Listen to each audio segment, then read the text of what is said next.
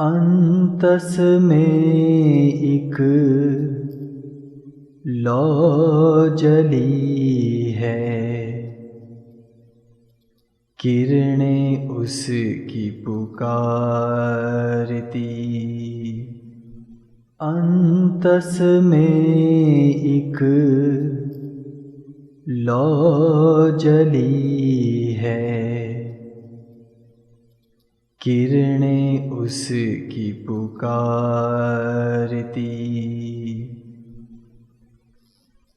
अलख निरंजन, अलख निरंजन, अलख निरंजन पुकारती। ये मोह की है फांस प्यारे, मीठी इसकी मिठास है। जिसको चाहा ठोकर पाई, फिर भी उसी से आस है, फिर भी उसी से आस है। कब तक यूं ही भटकेगा तू, कब तक यूं ही भटकेगा तू,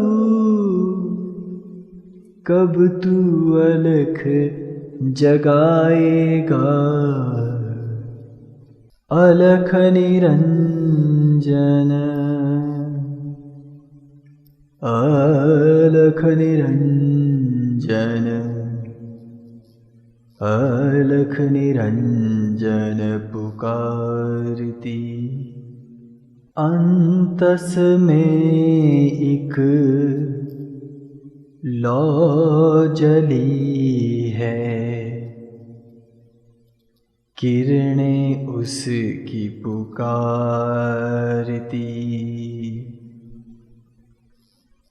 अलख निरंजन, अलख निरंजन, अलख निरंजन पुकारती। ये मोह की है फांस प्यारे, मीठी इसकी मिठास है।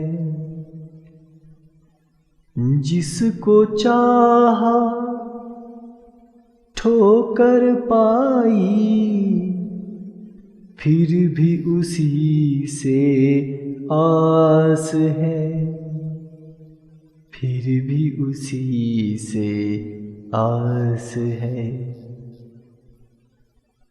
कब तक यूं ही भटकेगा तू, कब तक यूं ही भटकेगा तू, कब तू अलख जगाएगा। अलख निरंजन, अलख निरंजन, अलख निरंजन पुकारती। अंतस में एक लौ जली है, किरणें उसकी पुकारती।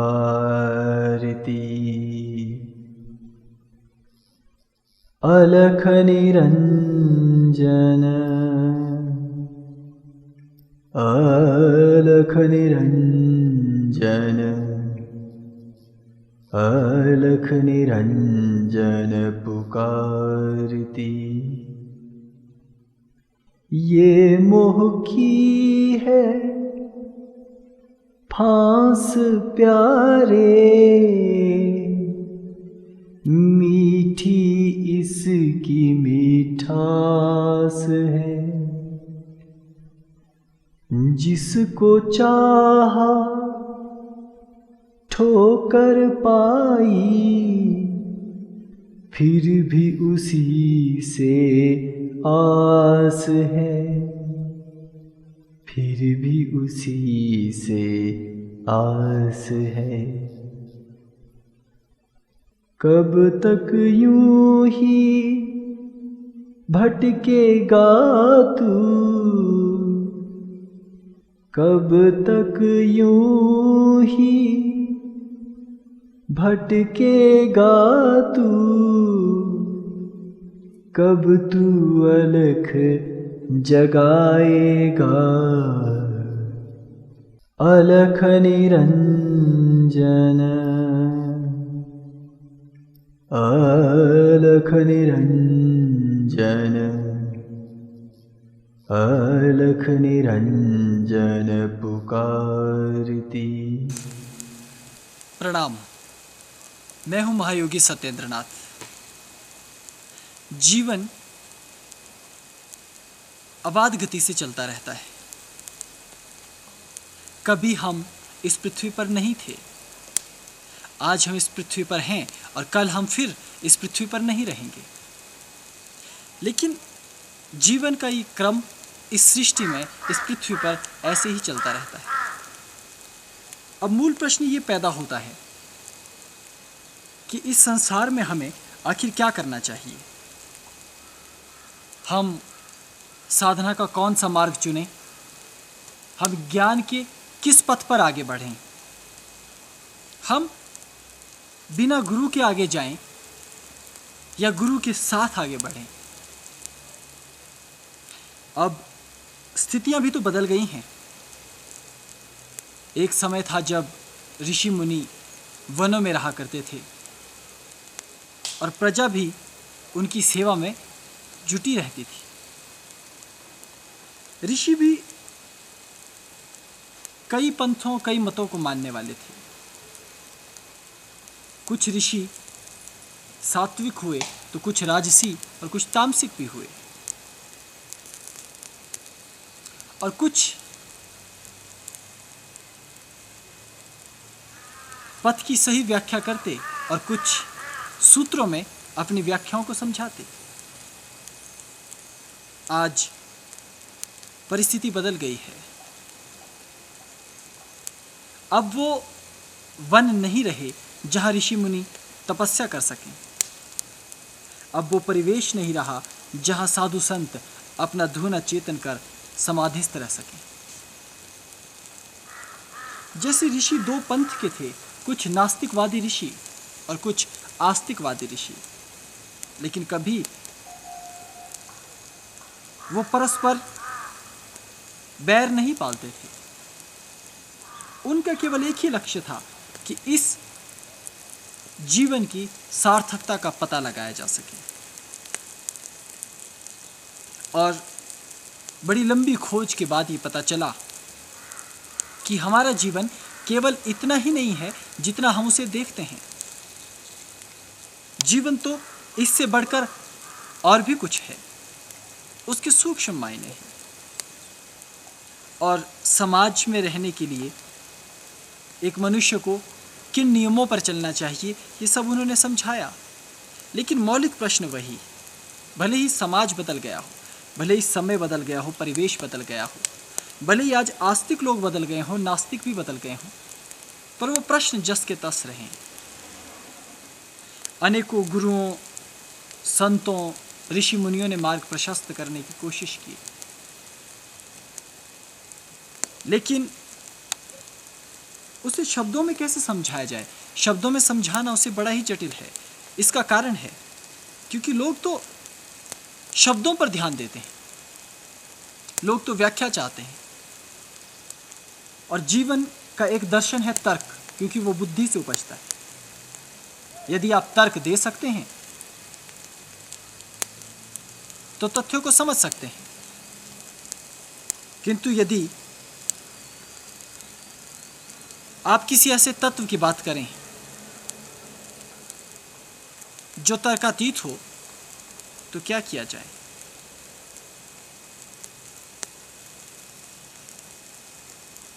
और जीवन केवल इतना ही तो नहीं है कि जितना पक्ष हमें नजर आ रहा है केवल वही जीवन है। जीवन के तो और भी बहुत से आयाम हैं। विचार केवल उतने ही नहीं हैं जितने आपके और हमारे मस्तिष्क में हैं। विचार उससे भी आगे, उससे भी अनंत हैं। हमें केवल दूसरों के ज्ञान को सीख लेने भर से संतुष्टि नहीं कर लेनी चाहिए। हमें और खोज करनी होगी और गहरे अपने ज्ञान को ले जाना होगा। अध्यात्म का ज्ञान थोड़ा बिरला है। यह हर किसी को यूं ही सहजता से नहीं मिलता।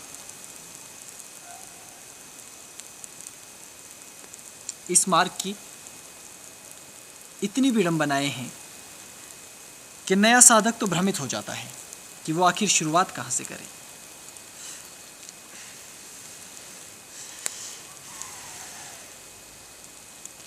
ऐसे में मार्ग तलाशना होगा।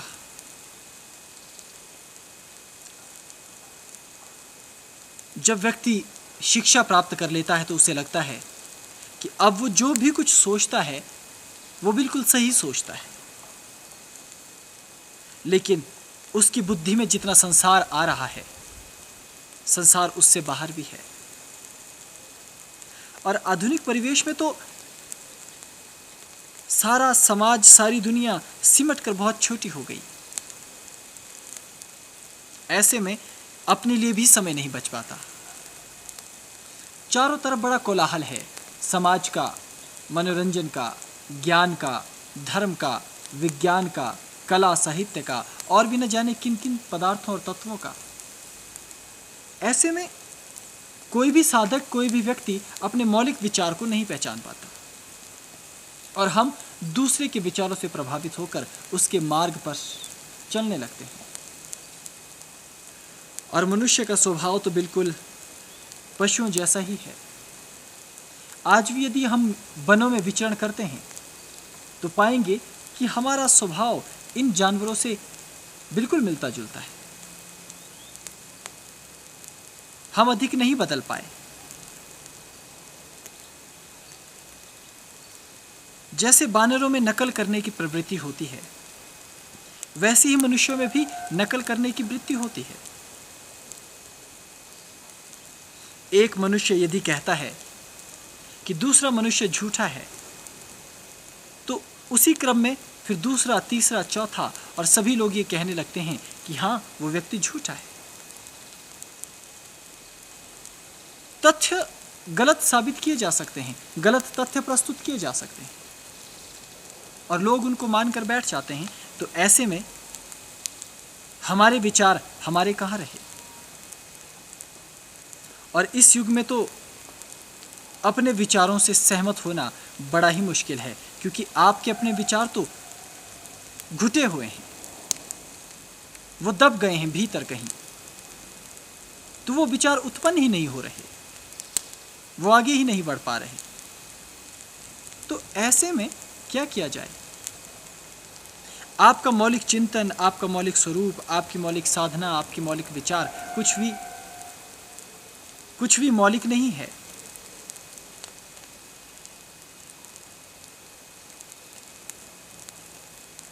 इसलिए नए परिवेश में अध्यात्म को जानना और भी बड़ी चुनौती है। समय ऐसा आ गया है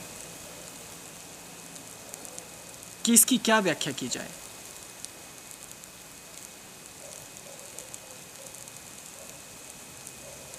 साधक तत्वों को जानना चाहता है, लेकिन तत्वदर्शी गुरु कहाँ? साधक अपने मार्ग में आगे बढ़ना चाहता है, लेकिन मार्ग कहाँ? साधुओं का, योगियों का और सन्यासियों का समय तो उत्तम है, क्योंकि वो इस मझधार में जीना जानते हैं। लेकिन हर कोई उस मार्ग पर वैसे ही नहीं चल सकता जैसे कोई साधु या सन्यासी चला है।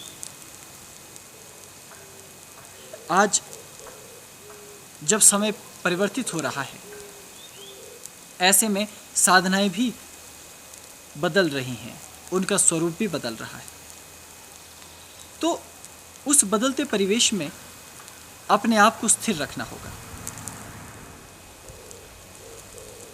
बदलते परिवेश में आवश्यकता ऐसे गुरु की भी है और ऐसे साधकों की भी, जो साधना को और साधना के तत्वों को भीतर अनुभव करे और उसे आधुनिक परिवेश में ढालकर अपने ऊपर अम्ल में ला सके। जीवन की नश्वरता में एक चीज तो है, वह है जीवन का सौंदर्य और जीवन का आकर्षण। लेकिन इस आकर्षण के साथ साथ मुक्ति का मार्ग प्रशस्त हो, अध्यात्म का चिंतन भीतर उत्पन्न हो, दिव्य प्रज्ञा और क्षमताएं भीतर उत्पन्न हो, इसके लिए प्रयास करने होंगे। धर्म और साधनाएं निपट, थोथी और खोखली नहीं है। वो तुम्हारे जीवन के कष्टों को हरने की क्षमता रखती है। वो तुम्हारी बुद्धि को उस स्तर पर ले जाने के लायक होती हैं जहां तुम अपना समस्त प्रयास करने के बाद भी न पहुंच सको। इसलिए जीवन एक अलग मार्ग से होकर गुजरता है। चाहे तो उसकी व्याख्या साफ साफ और सटीक दी जा सकती है, लेकिन ऋषियों ने पहले से ये निर्धारित कर रखा कि हर कोई इस मार्ग पर चलने के लायक नहीं होता। उसका कारण है, तुम अपना घर छोड़ नहीं पाओगे, तुम स्त्री का मोह छोड़ नहीं पाओगे, तुम धन की लालसा का त्याग नहीं कर पाओगे। हालांकि हमने कभी ये नहीं कहा कि तुम अपने घर का त्याग करो, धन का त्याग करो, स्त्री का त्याग करो, लेकिन उनके प्रति जो मोह तुम्हारे भीतर होता है वो दुख का कारण है।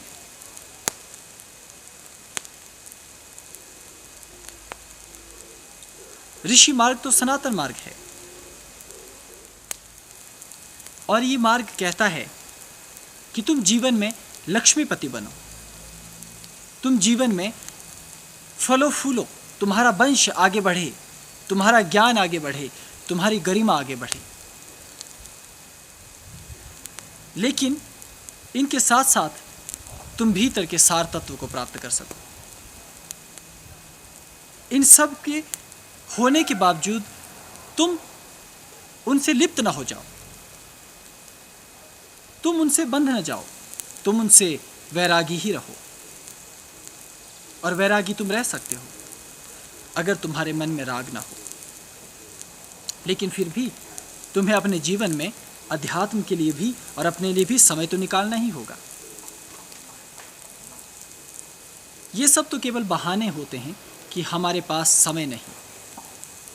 समय तो मृत्यु के पश्चात किसी के पास नहीं होता, लेकिन फिर भी समय का सदुपयोग करना होता है।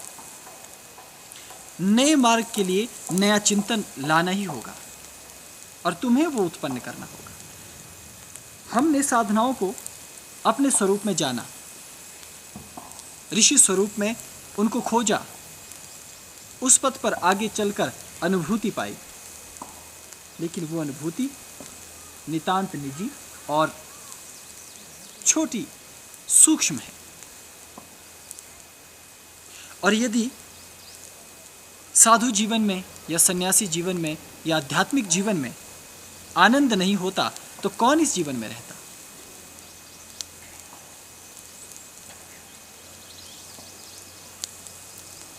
इस जीवन में बहुत से रहस्य हैं जिन्हें तुम्हें भी खोजना चाहिए, तुम्हें भी जानने का प्रयास करना चाहिए।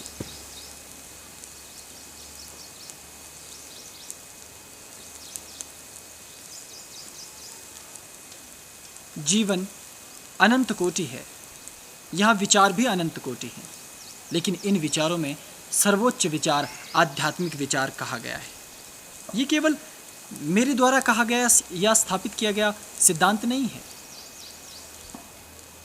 आज तक मानव जाति द्वारा जितने भी प्रयास किए गए, उन सब ने आध्यात्मिकता के सिद्धांत को ही सर्वोच्च सिद्धांत बताया। जीवन के आखिर में ये सब छूट जाता है और कभी कभी तो आखिर तक जाने की नौबत ही नहीं रहती। तुम इस समाज में जब समाज का स्वरूप देखते हो और पृथ्वी का रंग देखते हो और तुम्हारे आसपास के लोगों का साथ देखते हो, तो तुम्हारे मन में उन्हें देखकर भी वैराग्य उत्पन्न हो जाता है। तब तुम एक निर्जीव व्यक्ति ही हो जाते हो। तुम जीवित हो, लेकिन माया तुम्हारे हृदय में मर चुकी है। ऐसे धरातल पर साधना फलीभूत होती है, लेकिन ऐसे समय में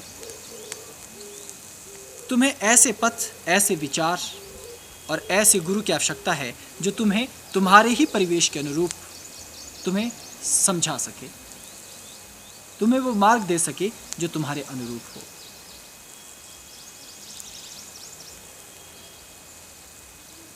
जीवन एक यात्रा है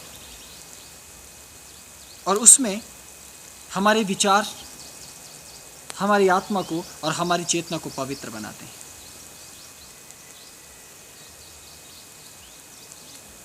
निरंतरता, निरंतरता, केवल निरंतरता और साधना में हर क्षण अपने चित्त को लगाना, यही एक उपाय है। योगी वनों में क्या करते हैं? योगी जगह जगह क्यों विचरण करते हैं? ताकि हर क्षण, हर पल उनके भीतर एक ही विचार रह सके, अपने आप को ऊंचा उठाने का, अपने आप को उस ईश्वर से जोड़ने का। इस सृष्टि को चलाने वाला नियंता पुरुष ही ईश्वर और ब्रह्म कहलाता है, लेकिन वो सरलता से जानने में नहीं आता। लेकिन उनकी अनुकंपा, उनकी प्रेरणा सदैव सृष्टि के कण कण के साथ होती है। मनुष्य उनको जानने का प्रयास करता है, लेकिन ये इतना सरल और सहज नहीं,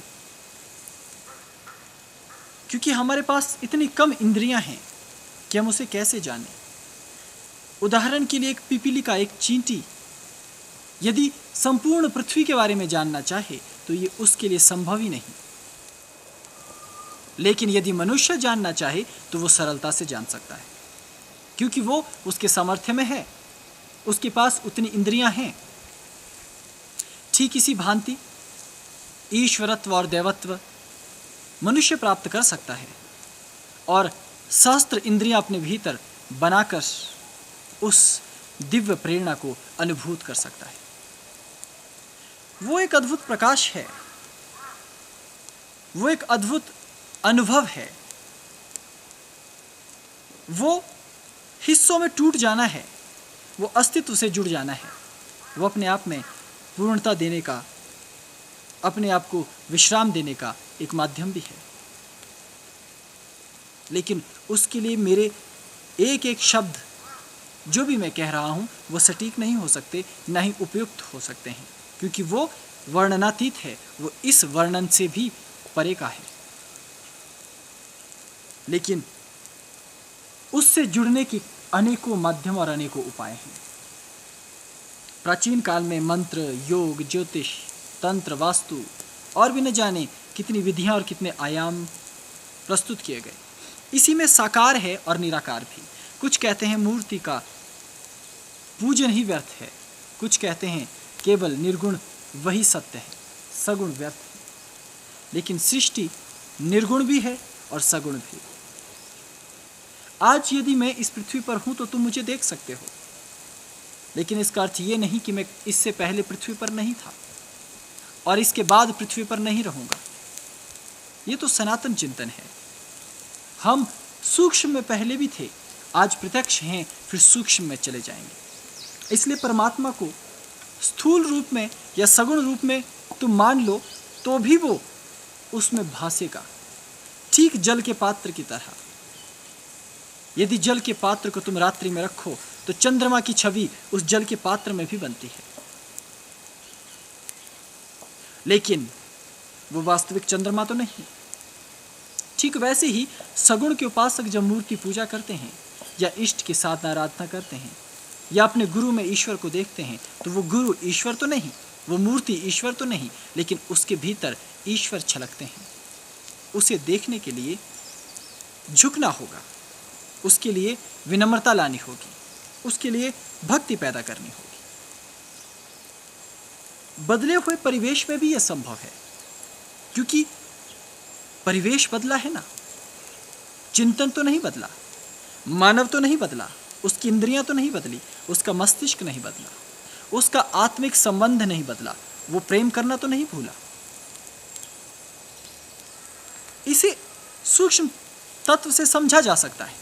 अभी मेरे चारों तरफ ये सुंदर और विशाल वन प्रदेश है,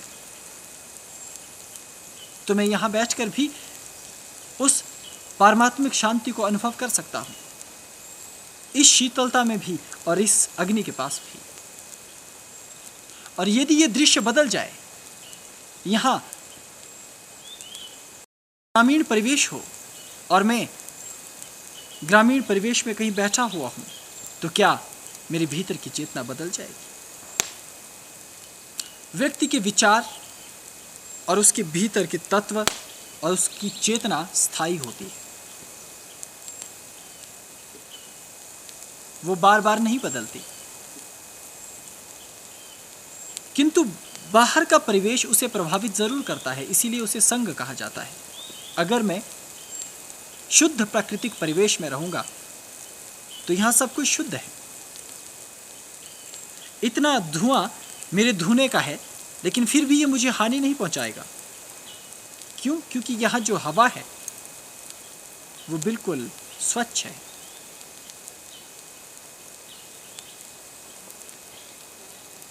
वो बिल्कुल सुंदर है। और ये वन प्रदेश मेरे हृदय को तृप्त करने वाला है, मेरी देह को स्वच्छ रखने वाला है। अन्यथा इस तरह का धूम्र व्यक्ति के लिए बहुत ही हानिकारक सिद्ध हो सकता है। लेकिन सदियों से ऋषि मुनि धुने के पास बैठे और उनके रोग मिटे हैं, रोग हुए नहीं। ये संग का प्रभाव है, क्योंकि वातावरण यहाँ का ऐसा है। अगर तुम दूषित वातावरण में रहते हो तो तुम अवश्य दैहिक रूप से अस्वस्थ होने लगोगे। तो अध्यात्म को समझने के लिए एक नए चिंतन की तुम्हें जरूरत है, एक नए गुरु की तुम्हें जरूरत है, और धर्म को भी नए तरीके से समझने की जरूरत है। आज समस्या कहाँ आती है? समस्या इसलिए आती है क्योंकि तुम धर्म, अध्यात्म, गुरु, परमेश्वर, ईश्वर, आध्यात्मिक चिंतन, वेद, पुराण और शास्त्रों को उसी ढर्रे पर देखना चाहते हो जिस ढर्रे पर वो आज से 4000 वर्ष पहले थे। लेकिन वो तत्व 4000 वर्ष पहले से लेकर अब तक जस के तस कैसे रहेंगे जब तुम ही जस के तस नहीं रहे? प्राचीन भारत की बात अलग है और अभी के आधुनिक भारत की बात उससे भी अलग। सब कुछ बदल गया है। ऐसे में साधुओं का जीवन भी प्रभावित हुआ है। अब या तो साधुओं को लंबे लंबे समय तक भूखे रहना होता है, क्योंकि लोग उन्हें दक्षिणा देकर राजी ही नहीं, वो उन्हें भोजन भी नहीं देना चाहते, वो उनका सम्मान भी नहीं करना चाहते। तो ऐसे में साधुओं को भी वनों को छोड़कर आश्रमों का सहारा लेना पड़ रहा है। ईश्वर साधना आराधना के लिए वो वनों में नहीं बैठ सकते, क्योंकि वनों में अधिक समय तक आप यदि एक स्थान पर बैठोगे तो लोग ही कहने लग जाएंगे।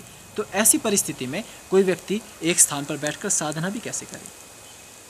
पहले साधु सन्यासियों का जीवन जनता पर निर्भर था, लेकिन अब समाज का चिंतन बदल गया, इसलिए अध्यात्म की रूढ़ियां बदल गई, साधु सन्यासी बदल गए। पहले भी धनपति साधु सन्यासी थे, आज भी धनपति साधु सन्यासी हैं। अंतर केवल इतना है कि मानसिक शांति और तनाव आज और ज्यादा बढ़ गया है। आज हमारे मन में संतोष नहीं है, आज हम आध्यात्मिकता से कटे हुए हैं। हम धर्म की ओर जाते हैं केवल स्वार्थों के लिए। आज हमारा धर्म भी तो स्वार्थ प्रधान हो गया है। हम गुरुओं के पास, साधु संतों के पास इसलिए जाते हैं कि वो केवल आशीर्वाद दें कि हमारा व्यापार चले, हमारे पुत्र हो, हमारी संतानें हों, हमारे जीवन के दुख दूर हो सकें, हमें रोग न लगें, वो हमारे लिए प्रार्थना करें। केवल इसीलिए हम कभी निस्वार्थ होकर संतों की सेवा नहीं करते। हम निस्वार्थ होकर संतों के श्री चरणों में नहीं बैठते। हम निस्वार्थ भाव से उनके भोजन, पानी और रहने की व्यवस्था नहीं करते। तो चिंतन बदल गया, परिवेश बदल गया, तुम्हारी आध्यात्मिकताएं बदल गई। पहले मनोरंजन के अधिक साधन न थे, समय बहुत ज़्यादा था, तो ऐसे में व्यक्ति अपने गुणों अवगुणों का चिंतन करता था। आज अपने गुणों अवगुणों का चिंतन करने का तो अवकाश ही नहीं है। परिवार भी टूटता जा रहा है। ऐसे में घोर चिंता करने का समय आ गया है।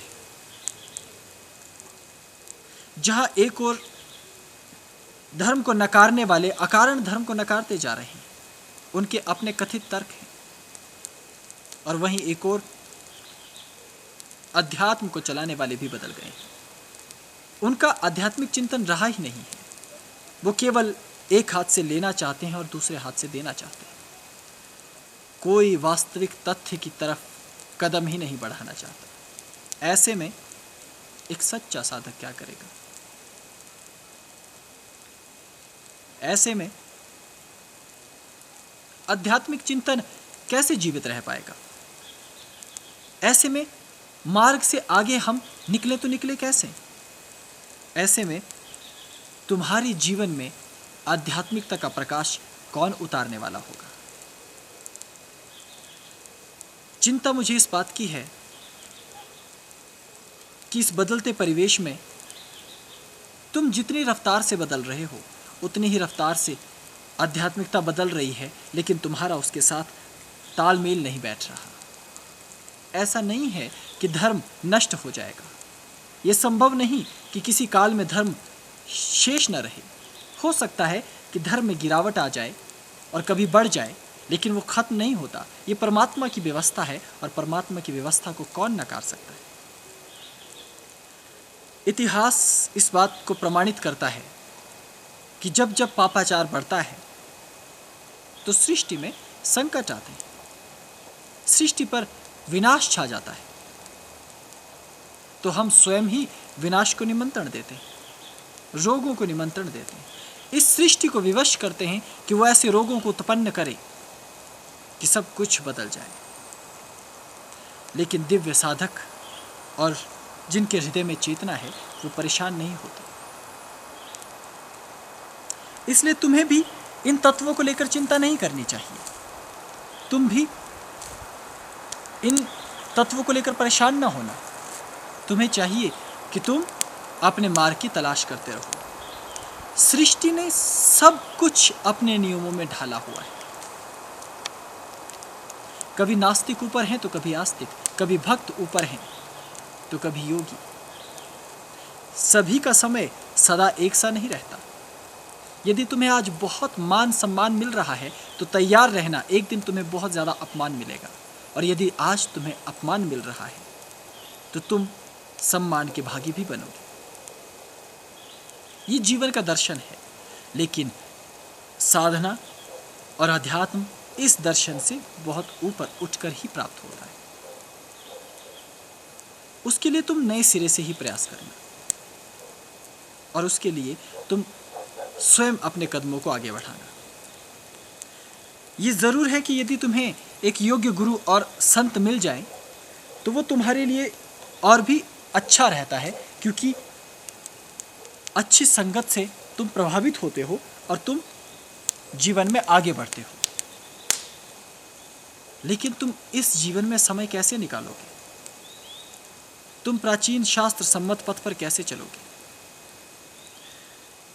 तुम्हें प्रभावित करने वाले इतने विचार चारों तरफ है कि तुम्हें कभी कभी ये लगने लगेगा कि ईश्वर का तो अस्तित्व ही नहीं। तुम्हें तो ये भी लगने लगेगा कि तुम्हारा भी कोई अस्तित्व ही नहीं। जो ये शरीर है केवल इतना ही है। लेकिन इस मिथ्या जाल में न फंसना। विचार बुद्धि से बनता है और बुद्धि अथाह है, इसलिए इससे अथाह विचार उत्पन्न हो सकते हैं और तुम अपने विचारों को पुष्ट करने के लिए तथ्य जुटा सकते हो। इस सृष्टि को देखो, ये कितनी विशाल और विस्तृत है। एक छोटा सा पत्ता भी अपनी एक संरचना लेकर पैदा हुआ है। इसका अपना एक विचार है, इसका अपना एक रंग रूप, इसकी अपनी एक आकृति है। यह अपने आप में इकलौता है। तुम इसके जैसा दूसरा पत्ता नहीं निर्मित कर सकते, ये सृष्टि ने बनाया है। वैसे ही मैं अपने आप में मेरे जैसा ही हूँ, मेरे जैसा कोई दूसरा नहीं। और तुम भी अपने आप में अपने ही जैसे होते हो, तुम्हारे जैसा कोई दूसरा नहीं। बस तुम्हें केवल इस बात को समझकर अपनी खोज करनी, किसी के विचार से प्रभावित न होना। नास्तिक धर्म को समझो, आस्तिक धर्म को समझो, सहस्त्रों विचारों को समझो, प्रकृतिवादी बनो और आधुनिकतावादी भी बनो। मनुष्य की हर कला को समझो, मनुष्य के हर विवेक को समझो, तब तुम उस स्थिति पर पहुंच पाओगे जहां से तुम अपनी नई यात्रा कर सकोगे। नया पथिक बनने के लिए या तो तुम्हें शून्य से यात्रा करनी होगी कि तुम्हारे हृदय में कोई विचार ना हो और बाहरी विचार तुम्हें प्रभावित न कर सके। सभी लोग, सारे तंत्र, सारा सारे शोरगुल मिलकर यदि तुम्हें विवश कर देते हैं कि तुम इसी बात को मानो, यही तथ्य सही है, यही बात सच है, यही प्रमाण है, यही तथ्य है, देखो ये व्यक्ति कह रहा है, देखो ये घटना कह रही है, देखो ये दृश्य कह रहा है, देखो ये लोग कह रहे हैं, यदि तुम इन सब बातों को इतना होने के बाद भी नहीं मानते, तब तुम अद्भुत हो। तब तुम या तो निपट मूढ़ व्यक्ति हो या परम ज्ञानी व्यक्ति हो। ऐसी स्थिति में ही तुम अपनी यात्रा को आगे बढ़ा पाओगे। या तो तुम्हें परम ज्ञानी होना होगा कि तुम अध्यात्म के सभी तत्वों को जान सको, या फिर निपट मूढ़ होकर शून्य से यात्रा शुरू करनी होगी। और मिलता है, जिसने खोजा उसे अवश्य मिलता है। ये एक सुनिश्चित और पक्का नियम है कि यदि तुम आज से ही अपनी यात्रा शुरू करते हो तो ये सदियों से सुनिश्चित है कि जिसने परमात्मा के पथ पर, अध्यात्म के पथ पर, गुरु के पथ पर और अपने आप को जानने के पथ पर शुरुआत की और वो डगमगाया नहीं, उसने गुरु की अवहेलना नहीं की, उसने अपनी अवहेलना नहीं की, उसने अपने विचार की और अपनी सृष्टि के अस्तित्व की अवहेलना नहीं की, उसने अवश्य पाया। उसकी आंखों में वो प्रकाश है जिसे केवल देखा जा सकता है। तुम देख सकते हो, लेकिन जीवन में समय निकालो, जीवन में उस तत्व को जानने का प्रयास करो, तभी वो विरला तत्व तुम्हें रस देने लगेगा। रस लेना जरूरी है। सभी तत्वों में रस है और अध्यात्म का रस सर्वोपरि है। एक छोटे बालक को जब वो पैदा होता है तो अपनी जिह्वा में रस आता है, इसलिए तुम उसे कुछ भी दोगे वो उसे मुंह में ले जाएगा। जब तुम युवा हो जाते हो तो फिर नीचे की इंद्रियों की तरफ चले जाते हो, लेकिन जब तुम ज्ञानी हो जाते हो तो ऊपर सहस्त्रहार की इंद्री की तरफ आते हो। जानो अपनी उस अद्भुत इंद्री को और स्थिर होकर जानो। किसी की बात में ना आओ कि इंद्री है या नहीं है। नहीं है तो भी तुम्हें पता लग जाएगा, और यदि इंद्री है तो भी तुम उसकी क्षमता को जान जाओ। इसलिए प्रयास करना जरूरी है, इसलिए यात्रा करनी जरूरी है, इसलिए उसके लिए पहल करनी बड़ी ही जरूरी है। जीवन दर्शन व्यापक है। सुख का अपना एक दर्शन है, दुख का भी अपना एक विचार है, ईश्वर भी अपने आप में एक विचार है। जब तुम उसे विचार के माध्यम से देखते हो तो सब कुछ विचार ही है। मेरे पीछे मत चलो, मेरा अंधानुकरण न करो, मुझे सुनने के बाद उसे सत्य मानकर न बैठो। उसके बाद भी तुम्हें अपनी खोज जारी रखनी होगी, क्योंकि मैं पूर्ण नहीं, क्योंकि मैं प्रमाण नहीं, क्योंकि मैं ब्रह्म नहीं। मैं पूर्णतामय हूं, मैं सत्यमय हूं, मैं ब्रह्ममय हूँ और वही तुम भी हो। बस उसकी निरंतरता को जानना होगा, उसकी खोज को तुम्हें शुरू करना होगा। लेकिन उसके लिए संग की जरूरत है। मैं हर क्षण तुम्हें समझाने की कोशिश करता हूँ, हर क्षण तुम्हें कुछ बताने की कोशिश करता हूँ, ताकि तुम उस संग को अनुभव कर सको जो सदियों से चला आया है। वो अद्भुत संग है। तभी इस जीवन का रस आने लगता है। अन्यथा जीवन तो यूं ही बीत जाएगा। तुम मेरी बातों को सुनो या ना सुनो, तुम मुझे मानो या ना मानो, इससे कोई अंतर नहीं पड़ता। मुझे ना तो तुम्हारा मान चाहिए और ना ही अपमान। यदि तुम मुझे सम्मान देते हो तो ये तुम्हारी बड़ाई है, और यदि तुम मुझे अपमानित करते हो तो भी ये तुम्हारी बड़ाई है, ये तुम्हारा चिंतन है। जोगी होने का एक संक्षिप्त अर्थ है कि सबसे ऊपर उठ जाना। भले ही समाज कुछ कहता रहे, लोग कुछ कहते रहें, पढ़े लिखे लोग भी कुछ कहते रहें, क्योंकि पढ़े लिखों को अहंकार ज़्यादा होता है। वो चीज़ों को मानना नहीं चाहते, वो तर्क ज़्यादा करना चाहते हैं। और अच्छी बात है, तर्क करो, लेकिन कम से कम मेरे पास इतना समय नहीं।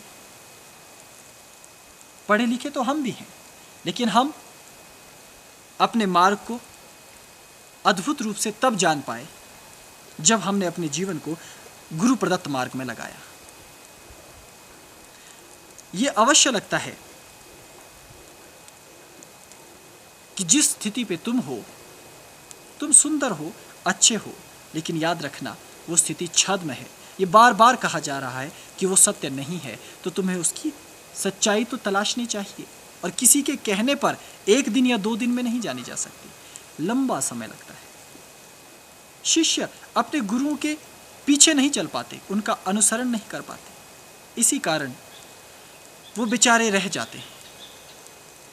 लेकिन कभी कभी हजारों लाखों शिष्यों में से कोई एक ऐसा बिरला निकल आता है जो सचमुच गुरु के पद चिन्हों पर चलता हुआ सुदूर कहीं निकल जाता है। और कुछ अभागे तो ऐसे भी हैं कि वो प्रत्यक्ष गुरु के सम्मुख बैठ ही नहीं पाते, लेकिन तब भी वो ज्ञान प्राप्त कर ही लेते हैं। गुरु को सुनकर, गुरु की छवि को निहार कर, उन्हें अपने हृदय में स्थान देकर।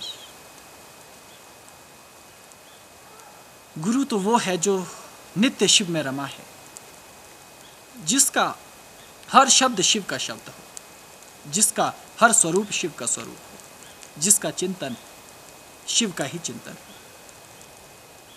जैसे शिव लुंज पुंज नहीं, वैसे ही गुरु लुंज पुंज नहीं होते। गुरु दरिद्र और गरीब नहीं होते, वो तो कुबेर के कोष से भी ऊपर के कोशों के जानकार होते हैं। इसलिए तुम्हें पृथ्वी का भोग देने में भी और तुम्हें वरदान देने में भी समर्थ होते हैं। लेकिन अगर तुम उनका अपयश करो, यदि तुम उन्हें अपमानित करो, तो भी वो तुम्हें उल्लाहना नहीं देते। यही उनकी बड़ाई है, इसी में उनकी महानता है। तृप्ति की अनुभूति साधना और भक्ति के द्वारा ही हो सकती है। इसलिए तुम्हें भी तृप्ति की अनुभूति करनी चाहिए,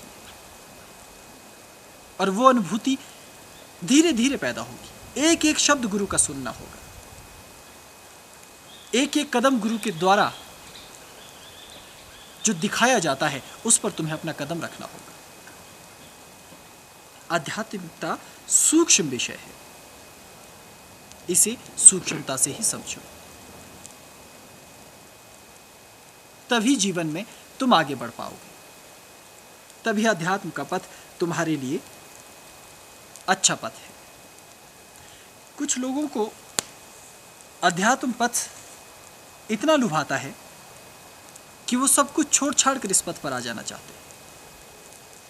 लेकिन ये पथ भी उतना सुंदर नहीं है जितना देखने में नजर आता है, क्योंकि इसके लिए भी एक भाव भूमि चाहिए।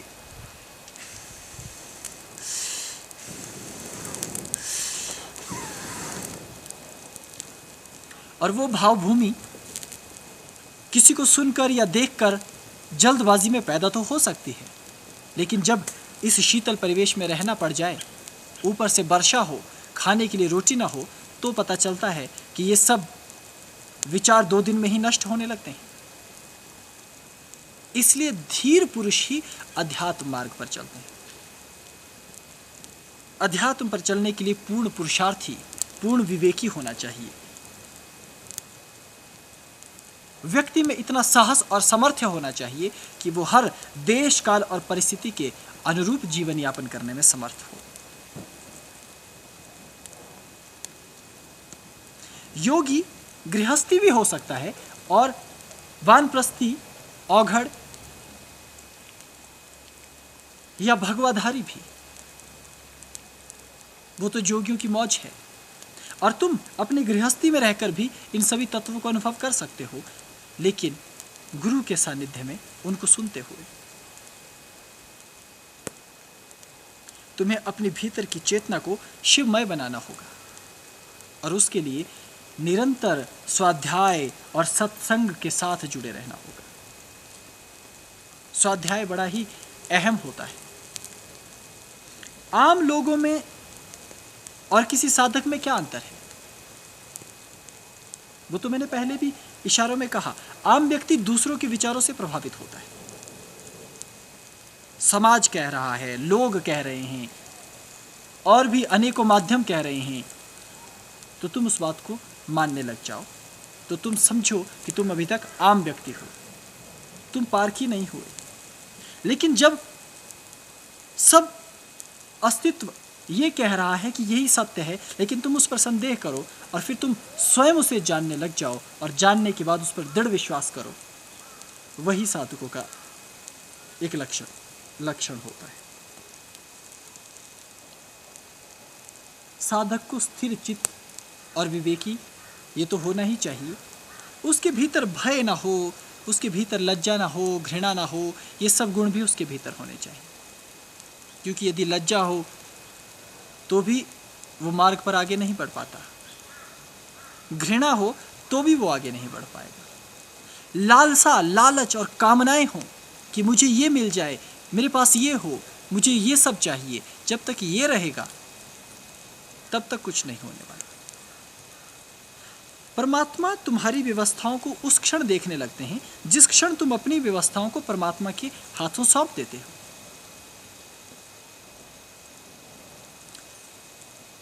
एक योगी यदि हिमालय में रहता है तो भी परमात्मा उसके लिए भोजन की व्यवस्था कर देता है।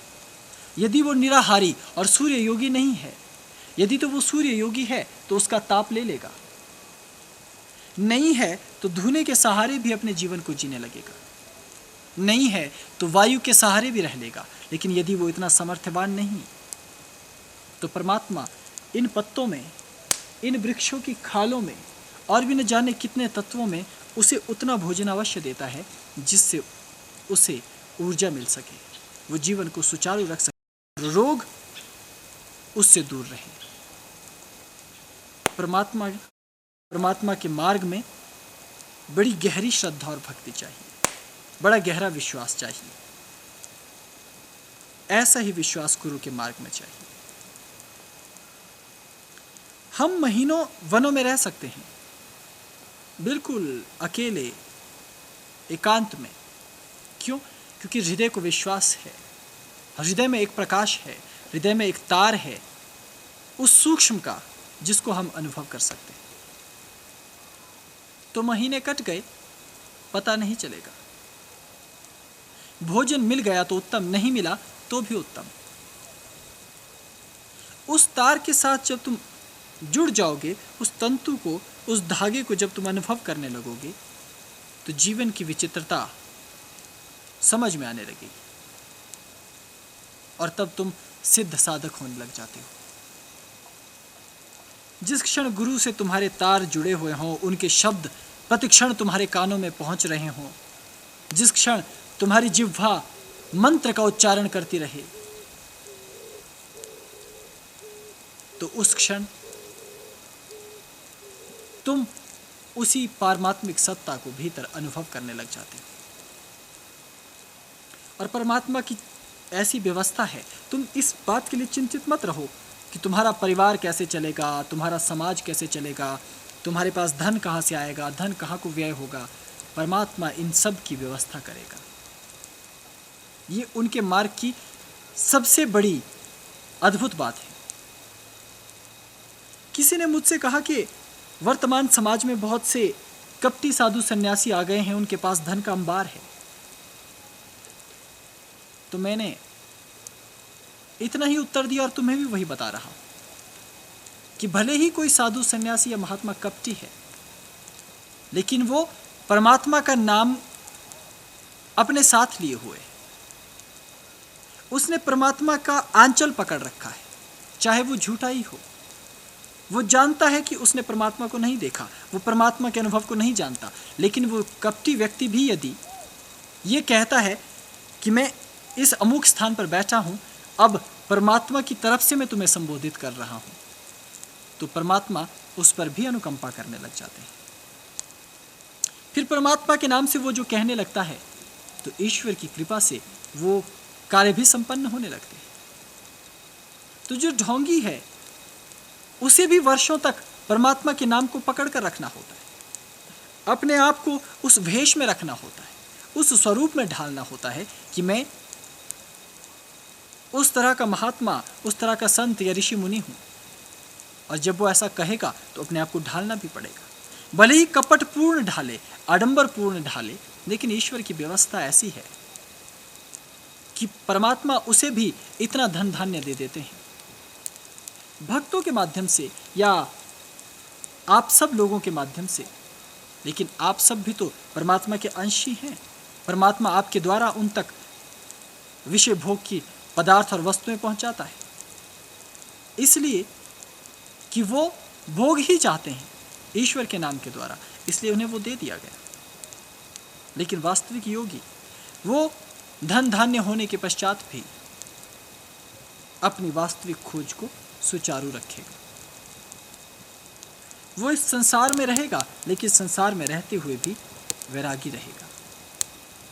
उसके मन में कोई तत्व लिप्त नहीं होगा, वो अपने आप में परिपूर्ण रहेगा।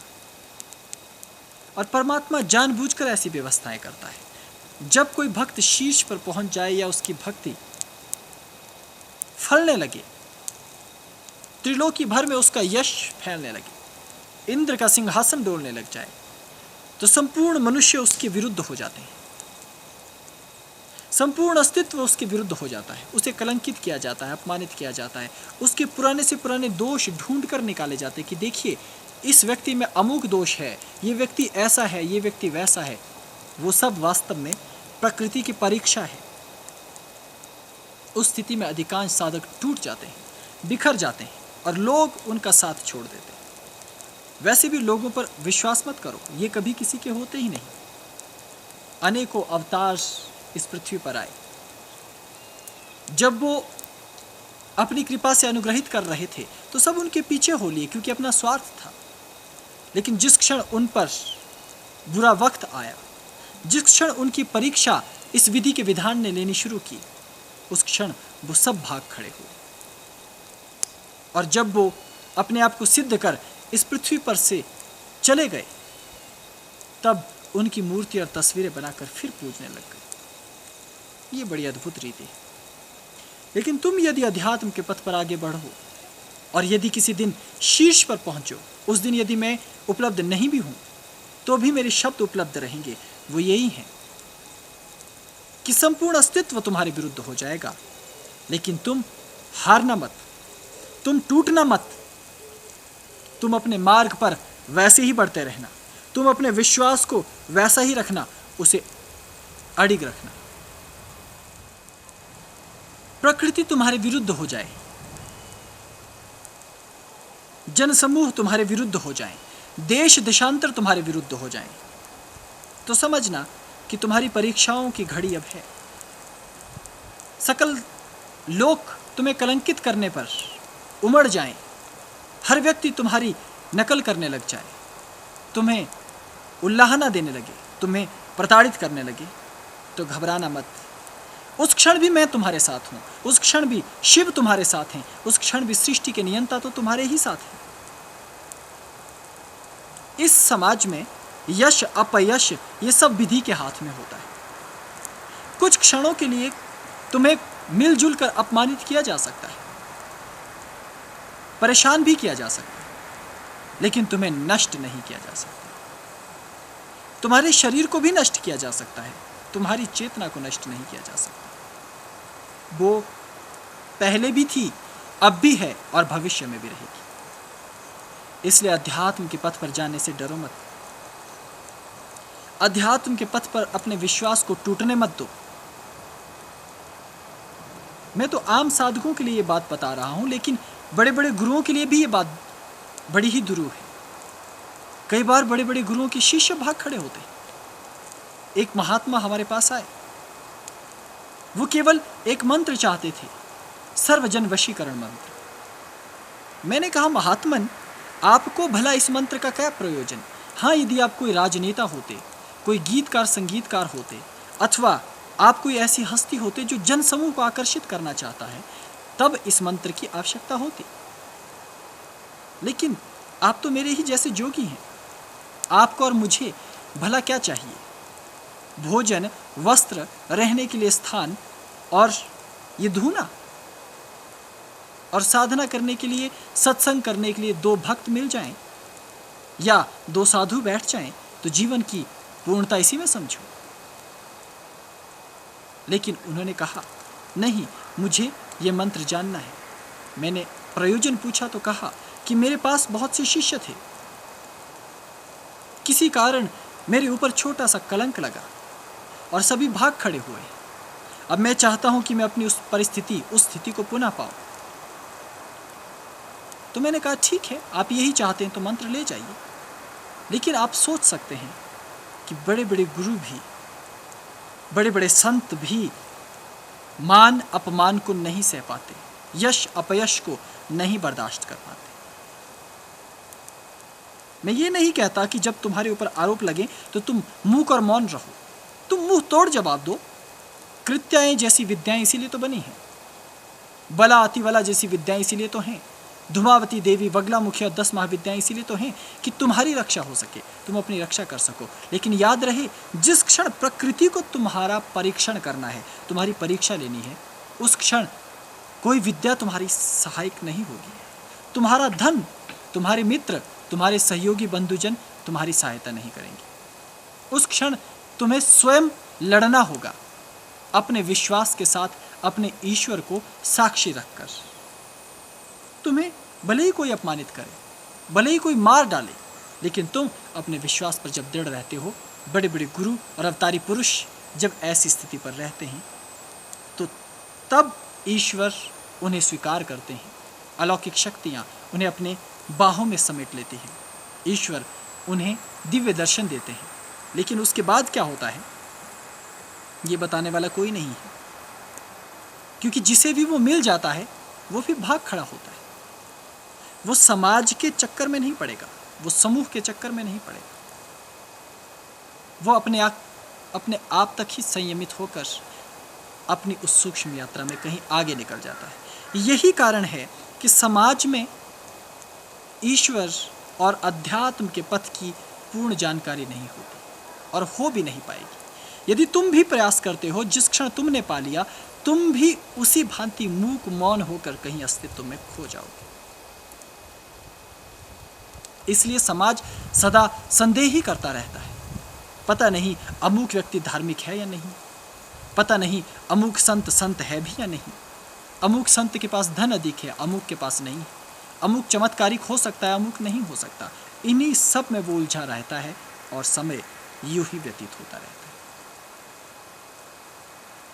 लेकिन यदि तुम विश्वासी हो जाते हो, यदि तुम परमात्मा को मानने लगते हो और उस पर सब कुछ छोड़ देते हो, तो फिर क्षण मात्र की देर नहीं है, तुम्हारे जीवन में भी परिवर्तन आने लगेगा। और ये निश्चित ही है कि तुम उसे प्राप्त करोगे जिसे पाने के लिए ऋषि मुनियों ने, संतों ने और ईश्वर के पुत्रों ने सदियों से तुम्हें प्रेरणा दी है। सदियों से तुम्हें कहा है कि तुम उस मार्ग की खोज करो, तुम उसके लिए साधना करो, गुरु के पीछे चलो, संतों की सेवा करो, समाज की भी सेवा करो और शांत मौन होकर सत्य को जानने का प्रयास करो। अंतस में एक लौ जली है, किरणें उसकी पुकारती। अंतस में एक लौ जली है, किरणें उसकी पुकारती।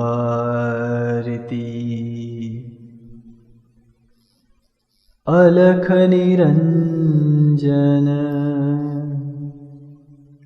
अलख निरंजन, अलख निरंजन पुकारती। ये मोह की है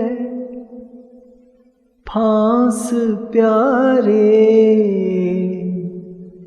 मीठी इसकी मिठास है। जिसको चाहा ठोकर पाई,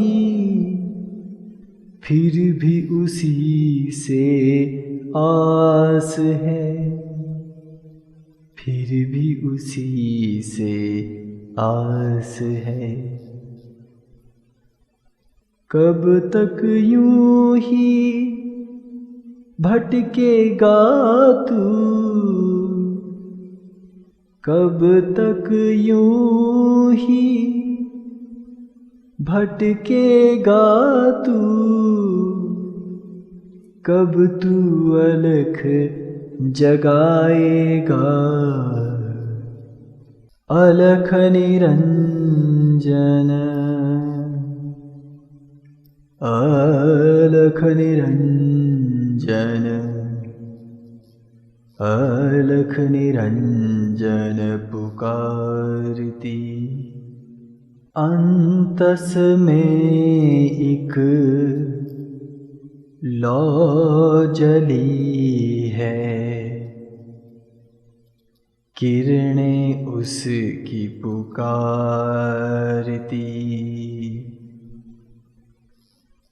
अलख निरंजन,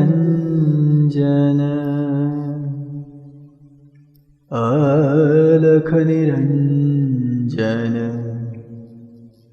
अलख निरंजन पुकारती।